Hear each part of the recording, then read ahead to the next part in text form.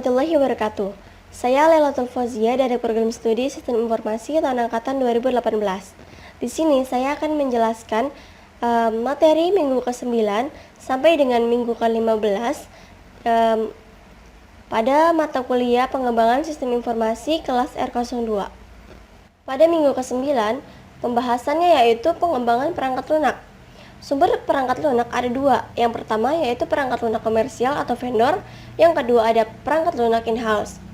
Perangkat lunak komersial atau vendor memiliki kelebihan dan kekurangannya. Kelebihannya diantaranya yaitu implementasi cepat, penghematan biaya, estimasi biaya, dan waktu reliabilitas.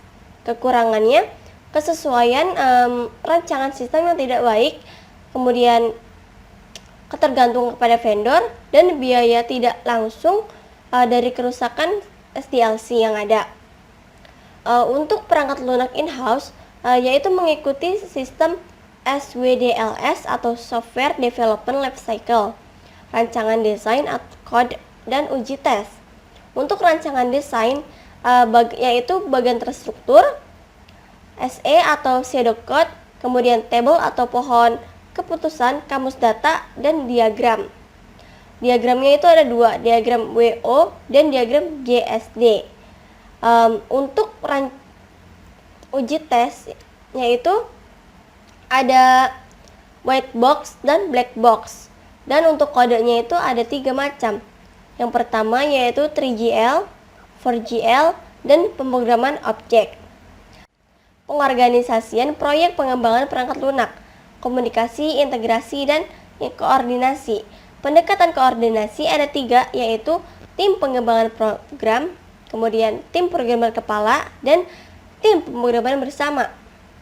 Metric lines of executable code yaitu mudah ditetapkan dan dibahas secara jelas, kemudian diakui secara luas dan mudah diukur dan mudah digunakan untuk estimasi.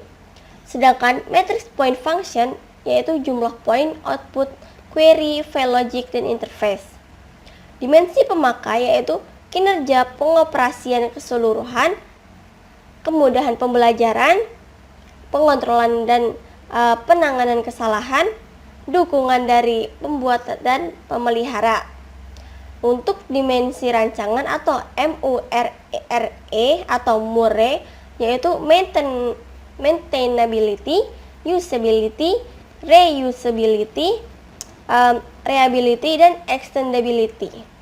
Dimensi nilai tambah atau PDM, productivity, diferensiasi, manajemen. Jaminan kualitas atau quality assurance adalah proses merancang kualitas ke dalam sistem. Pengendalian kualitas atau quality control adalah proses yang memastikan bahwa kualitas sistem telah dipenuhi atau tercapai. Perancangan terstruktur, orientasi pada proses dan data. Alat yang digunakan yaitu DFD, ERD, STD, bagian terstruktur, SE atau pseudocode, dan WRO. Karakteristik rancangan yaitu modul disusun secara hierarkis, menggunakan logika call atau perform based, kemudian menggunakan alur kendali top to bottom or bottom to top. Kemudian repetisi dalam satu modul, konsep kendali standar, kemudian ada perancangan berorientasi objek. Alat yang digunakan yaitu DFD, ERD, STD, SE atau pseudocode, bagian terstruktur. Tahapannya yaitu yang pertama, mendeskripsikan objek, kelas, atribut, dan daftar operasi. Yang kedua, memodelkan relasi antara objek dan kelas, memodelkan pewarisan, dan menggabungkan faktor Murray. Pengkodean perangkat lunak. Bahasa pemrograman yang digunakan yaitu 3GL, 4GL, dan OOP. Jenis bahasa OOP sendiri yaitu ada 2. Ada murni dan hybrid. Yang murni itu ada Smalltalk, Eiffel, dan hybrid ada C++, Pascal, dan COBOL. Pengujian perangkat lunak yaitu yang pertama adalah metode merancang test case. Yang pertama ada white box testing, yang kedua ada black box testing. Area ujinya yaitu field record file, entry data, kendali, dan arus program. Kesalahannya yaitu fatal, crash, logika, hang, atau output tidak benar. Tahapan pengujiannya yaitu yang pertama ada pengujian modul, yang kedua pengujian integrasi, yang ketiga pengujian sistem. Di dalam pengujian sistem itu ada pengujian pemulihan, pengujian keamanan, dan pengujian stres. Kemudian yang keempat ada pengujian penerimaan. Pengujian penerimaan ada dua, yaitu pengujian alfa dan pengujian beta. Skenario pengujian yaitu yang pertama ada pengembangan test case dan strategi pengujian. Yang kedua ada pengujian pelaksanaan tes. Kemudian ada pelaporan kesalahan yang terdeteksi, pengoreksian kesalahan, peramalan, tingkat reliabilitas. Yang keenam ada jenis laporan kesalahan. Yang pertama yaitu saran, yang kedua kesalahan rancangan, yang ketiga kesalahan pengkodean, yang keempat kesalahan dokumentasi, dan yang terakhir ada query. Pada minggu ke-10 yaitu membahas tentang SDLC. Tahap akhir dalam siklus pengembangan sistem yaitu melibatkan pengintegrasian semua komponen rancangan sistem. Proses implementasi, perencanaan, pengeksekusian. Yang pertama yaitu rencana implementasi. Rencana implementasi adalah formulasi rinci dan representasi grafik mengenai cara pencapaian implementasi sistem yang akan dilaksanakan. Kemudian tim implementasi, ada profesional yang merancang sistem, kemudian ada para manajer dan beberapa staf, perwakilan vendor atau pemakaian primer pengkode, dan teknisi. Bagian pokok implementasi yang diperlukan yaitu persiapan tempat, pelatihan personil, persiapan atau pembuatan dokumentasi, konversi file, dan sistem peninjauan dan pasca implementasi yang sedang dilakukan. Materi 11 membahas pemeliharaan perangkat lunak. Jenis pemeliharaan yaitu ada 4 pemeliharaan. Yang pertama ada pemeliharaan korektif, yang kedua pemeliharaan adaptif, yang ketiga ada pemeliharaan penyempurnaan, yang keempat ada pemeliharaan preventif. Siklus hidup pemeliharaan sistem atau SMLC yaitu memiliki tahapan. Yang pertama memahami permintaan pemeliharaan, yang kedua mentransformasi permintaan pemeliharaan, pengubahan gitu. Terus yang ketiga ada menspesifikasi perubahan, mengembangkan perubahan, kemudian menguji perubahan, melatih pengguna dan melakukan tes penerimaan, kemudian pengkonversian dan meluncurkan operasi, mengupdate dokumen, dan melakukan pemeriksaan data pasca implementasi. Maintainability yaitu atau kemampuan pemeliharaan sistem memiliki prosedur yang untuk meningkatkan maintainability tersebut. Yang pertama ada menerapkan SDLC dan SWDLC, kemudian menspesifikasikan definisi data standar dengan menggunakan bahasa pemrograman standar. Kemudian ada memperkerjakan modul yang dapat digunakan kembali, mempersiapkan dokumentasi yang jelas, terbaru, dan komprehensif, terus menginstal perangkat lunak, dokumentasi, dan soal-soal tes dalam Central Repository System CAS atau CMS.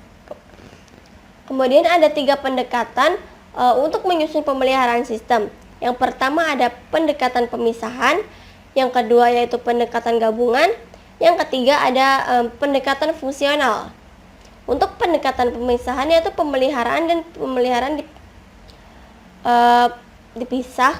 Kemudian untuk gabungan yaitu menggabungkan personelia, penyusun, dan pemelihara menjadi sebuah kelompok utama sistem informasi. Untuk pendekatan fungsional yaitu variasi dari pendekatan gabungan dengan memindahkan tenaga profesional. Selanjutnya itu ada 5 case tool yang membantu pemeliharaan sistem dari sistem yang lama dan membantu memecahkan kemacetan timbunan sistem baru yang belum dikerjakan. Yang pertama yaitu ada rekayasa maju atau forward engineering, yang kedua ada rekayasa mundur atau reverse engineering, yang ketiga ada rekayasa ulang atau re-engineering, yang keempat ada restrukturisasi atau restructuring, Kemudian yang kelima ada sistem pakar pemeliharaan atau maintenance expert system. Untuk materi yang ke-12 atau pada minggu 12 yaitu membahas tentang perancangan sistem secara umum. Pengertian perancangan sistem menurut Verzello atau John Router III yaitu adalah pendefinisian dari kebutuhan-kebutuhan fungsional dan persiapan untuk rancang bangun implementasi, menggambarkan bagaimana suatu sistem dibentuk. Tujuan perancangan sistem dalam secara umum yaitu yang pertama ada untuk mempunyai tujuan utama. Yang pertama yaitu ada untuk memenuhi kebutuhan kepada pemakai sistem. Yang kedua, untuk memberikan gambaran yang jelas dan rancang bangun yang lengkap kepada program komputer dan ahli-ahli teknik yang terlibat dalam rancangan sistem tersebut. Personil yang terlibat adalah yang pertama ada spesialis pengendalian, yang kedua ada personil penjamin kualitas, yang ketiga ada spesialis komunikasi data, dan terakhir adalah pemakai sistem. Kemudian ada 3 kategori sistem desain sistem. Yang pertama ada global based system, yang kedua ada group based system, yang ketiga ada local based system. Global based system atau sistem berbasis global ini yaitu membutuhkan pemeriksaan secara seksama dan lengkap atau penggantian seluruh komponen desain umum. Beberapa tipe perubahan yang umum adalah output yang lama, kemudian proses baru dibuat, dan kontrol yang bervariasi diinstal termasuk UPS atau DRP. Kemudian ada group based system, sistem berbasis kelompok. Sistem ini melayani cabang-cabang atau grup user khusus dalam organisasi. Kelompok ini memiliki kebutuhan khusus untuk menyelesaikan pekerjaan dan membuat keputusan yang tepat. Perancang sistem yang bekerja pada grup ini memiliki pengetahuan tentang bekerja pada sistem group based.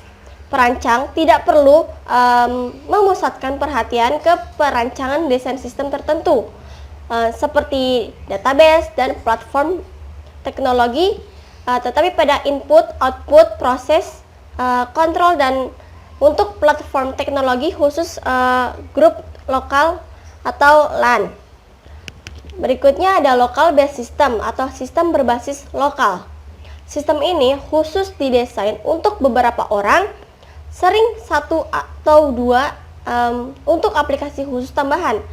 User memiliki PC dan ia direncanakan untuk memiliki sistemnya. Profesional sistem umumnya dipakai untuk bekerja sama dengan user menganalisis, mendesain, mengevaluasi sistem yang berbeda, memilih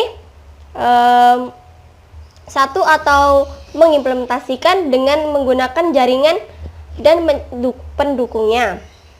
Adapun 4 kunci elemen Rapid Application Development atau RAD. Yang pertama adalah JAD atau Joint Application Development. Nah, Joint Application Development ini efektif untuk digunakan di sistem global based, tapi juga dapat digunakan di sistem group based maupun local based.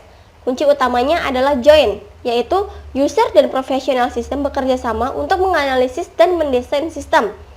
2 yaitu ada specialist with advanced tool atau SWAT team. Kemudian SWAT team ini terdiri dari 3 atau 4 profesional sistem yang memiliki kemampuan dan motivasi. Tim proyek yang kecil lebih produktif dibandingkan dengan tim proyek untuk sistem yang lebih besar. Yang ketiga ada computer aided system dan software engineering atau CAS tools. Digunakan oleh tim SWAT untuk menambah produktivitas dan kualitas kerja dari membangun sistem. Yang pertamanya yaitu ada menambah disiplin, yang kedua mengurangi kesalahan dan kekosongan desain, yang ketiga ada mengurangi kerja sistem yang berulang. Kemudian yang keempat ada prototyping, yaitu bekerja dengan JAD di mana user ditunjukkan dengan apa yang akan mereka dapatkan dan meresponnya.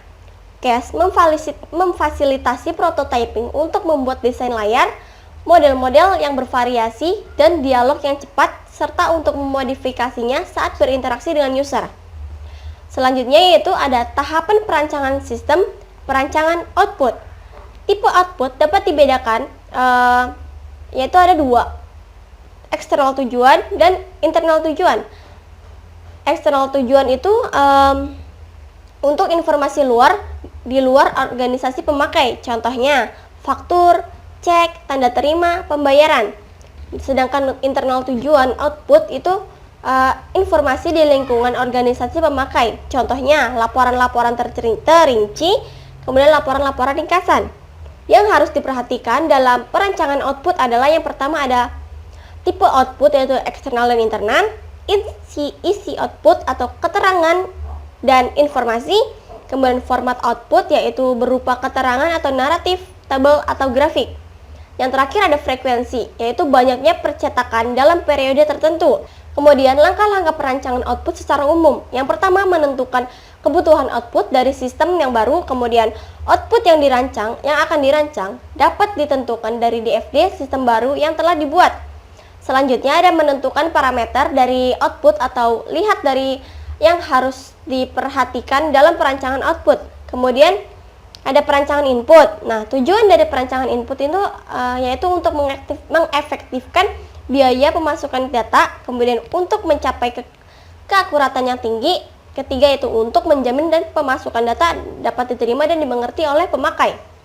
Proses input dapat melibatkan 2 atau 3 tahap utama, yaitu yang pertama data capture atau penangkapan data, yang kedua data preparation atau penyiapan data, yang ketiga ada data entry atau pemasukan data. Tipe input dapat dibedakan menjadi 2. Yang pertama ada eksternal, sama seperti output yang tadi, eksternal dan internal. Pada eksternal yaitu tipe pemasukan data dari luar organisasi, yaitu faktur pembelian, kwitansi dan dari luar organisasi. Pokoknya eksternal itu dari luar organisasi, sedangkan internal itu dari dalam organisasi atau dalam sistem tersebut. Nah, yang internal pada input yaitu tipe ini pemasukan data hasil komunikasi pemakai dengan sistem, contohnya faktur penjualan, order penjualan, dan lainnya. Yang perlu diperhatikan dalam perancangan input adalah tipe input, fleksibel format, kecepatan, terus akurat verifikasi, mudah dikoreksi, keamanan, mudah digunakan, kompatibel dengan sistem yang lain, kemudian biaya yang ekonomis. Langkah-langkah perancangan input secara umum yaitu menentukan kebutuhan input dari sistem yang baru, kemudian input yang akan dirancang dapat ditentukan dari DFD yang baru yang telah dibuat. Kemudian menentukan parameter dari input alat dan dari input. Kemudian yang terakhir adalah alat input data direct entry. Yang pertama ada MICR, kedua ada OCR, ketiga ada OMR, yang keempat ada Digniter, kemudian image scanner, post device, ATM, mouse, dan voice recognition. Perancangan dialog. Tujuan dari perancangan dialog adalah untuk menjaga agar pemasukan data benar untuk menjawab pertanyaan yang sering diajukan oleh pemakai. Tipe dialog itu ada 2, yaitu ada tipe dialog aktif dan dialog pasif. Yang perlu diperhatikan dalam perancangan dialog adalah mudah digunakan, dapat memberikan petunjuk, menggambarkan atau sesuai dengan keinginan pemakai atau user, kemudian cepat memberikan respon, dapat menampilkan pesan kesalahan, dan fleksibel. Perancangan proses sistem. Tujuan dari perancangan proses sistem adalah untuk menjaga agar proses data lancar dan teratur sehingga menghasilkan informasi yang benar. Kemudian untuk mengawasi proses dari sistem. Perancangan proses sistem ini bisa digambarkan dengan sistem flowchart, DVD, DFD, dan lainnya. Prosesnya yaitu real time, batch, online, dan offline. Untuk minggu ke-13, pembahasannya yaitu perancangan sistem terinci. Yaitu yang pertama ada perancangan output. Tujuan perancangan output adalah mengubah data menjadi informasi yang berkualitas dan dapat digunakan. Tujuan akhir adalah untuk pengambilan keputusan. Informasi yang berkualitas dapat digunakan meliputi hal-hal ini. Yang pertama ada accessibility, kemudian timeliness, kemudian ada relevance, accuracy, dan usability. Macam-macam bentuk laporan. Yang pertama adalah laporan untuk level manajemen yang berbeda. Laporan berhierarki yaitu laporan yang dibuat untuk masing-masing level manajemen. untuk menerima informasi sesuai dengan permintaan khusus. Ya, ada dua macam laporan berhierarki. Yang pertama yaitu filter report, yang kedua ada responsibility report. Kemudian laporan yang membandingkan data itu ada tiga macam. Yang pertama ada horizontal report, kemudian vertical report, dan counterbalance report.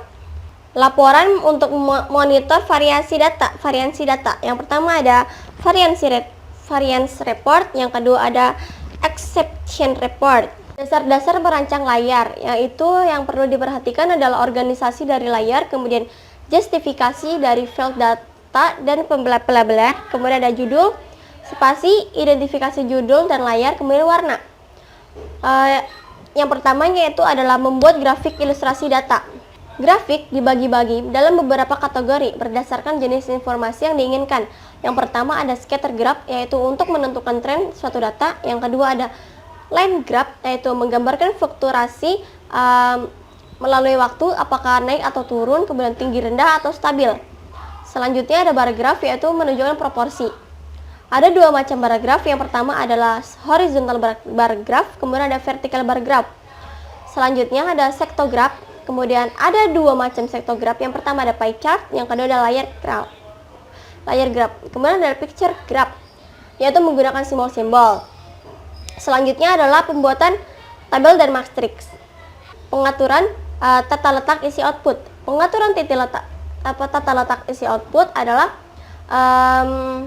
merupakan pekerjaan perancangan yang sangat diperlukan bagi pemakai sistem ataupun programmer. Kemudian ada perancangan input. Nah, di sini itu input mengawali dimulainya proses informasi yang tadinya masih mentah, kemudian diproses sehingga menjadikan suatu informasi yang dapat diterima oleh atau dipahami oleh pemakai, yaitu adalah seperti proses input, proses output.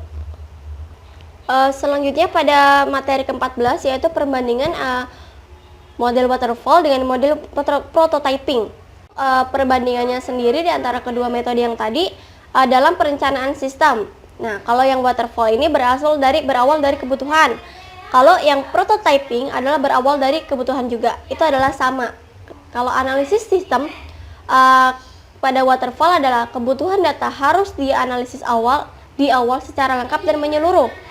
Kalau di prototyping, kebutuhan data dapat ditambah ataupun dikurang sesuai dengan kebutuhan user ketika dilakukan testing.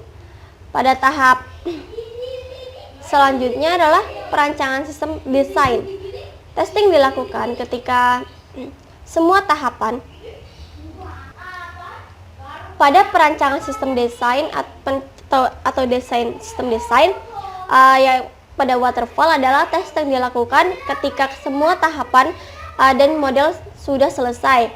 Kalau di prototyping, testing dapat dilakukan ketika prototype telah dibangun sehingga hasil testing dapat merubah rancangan sistem. Kemudian di waterfall ini tidak dapat memberikan gambaran yang jelas mengenai sistem yang dibangun karena sistem bisa dilihat jika semua tahapan telah dilakukan. Sedangkan pada prototyping yaitu memberikan prototipe sebagai gambaran sistem yang akan dibangun sehingga user dapat melihat dan berinteraksi langsung dengan gambaran sistem. User juga berperan aktif dalam pengembangan sistem yang ada di dalam prototype. Pada minggu 15 kita membahas yaitu membandingkan model-model pengembangan database. Yang pertama yaitu ada Software Capability Maturity Model atau CMM. Kerangka kerja CMM diharapkan untuk membantu organisasi meningkatkan kematangan proses pengembangan sistem mereka.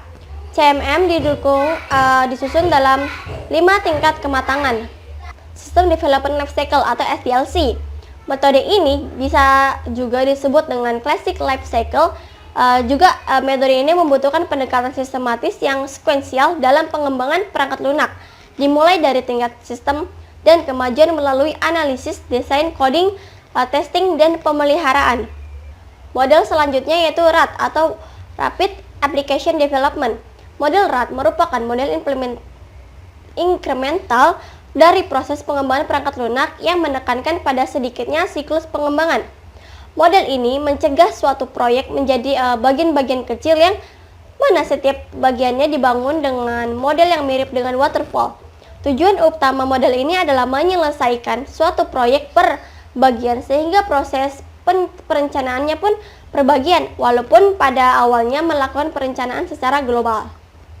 Model selanjutnya adalah spiral. Model ini mengambil fitur penting dari model waterfall dan prototyping dengan menambah elemen baru yaitu analisa risiko atau risk analysis. Model ini memiliki 6 aktivitas penting, yaitu yang pertama adalah customer communication, yang kedua planning, yang ketiga ada risk analysis, kemudian ada engineering, construction, dan customer evaluation. Kesimpulannya yaitu melalui perbandingan pengembangan model database tersebut, maka dapat disimpulkan bahwa model yang efektif dan efisien untuk database dengan sedikit siklus pengembangan dapat menggunakan model RAD, Rapid Application Development. Kemudian ada model CMM, efektif dalam pengembang sistem yang semakin matang dan tepat waktu dalam menyelesaikan proyek serta biaya yang semakin rendah. Sementara itu kualitas dan produktivitas semakin meningkat. Sedangkan untuk sistem yang berskala besar dengan database yang kompleks menggunakan model spiral atau win-win spiral. Mungkin hanya itu yang bisa saya sampaikan atau yang bisa saya jelaskan dari materi 9 sampai materi ke-15. Mohon maaf jika ada kesalahan ataupun kata-kata yang tidak berkenan. Wassalamualaikum warahmatullahi wabarakatuh.